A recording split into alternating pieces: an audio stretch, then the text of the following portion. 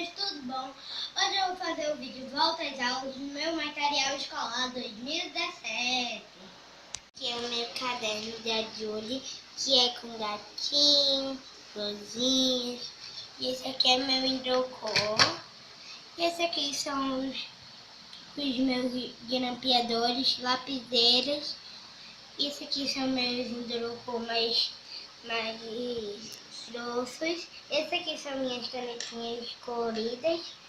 E esse aqui é minha agenda, meu lápis de cor, meu lápis, meus lapinhos de cera.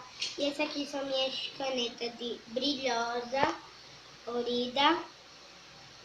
E esse aqui são meu corretivo, minha borracha, meu marca-texto, meu estojo e minha bolsa, que viram a mala. Eu vou mostrar a bolsa para vocês.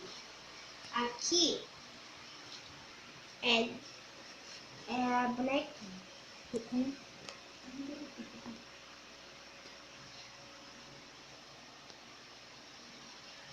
E aqui, gente, olha, aqui é a coisa de segurar.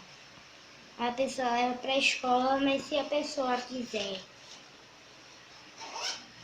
ir para a escola assim, é só tirar e fica feito uma mala. E ela é toda cinzinha e as coisinhas são vermelhas.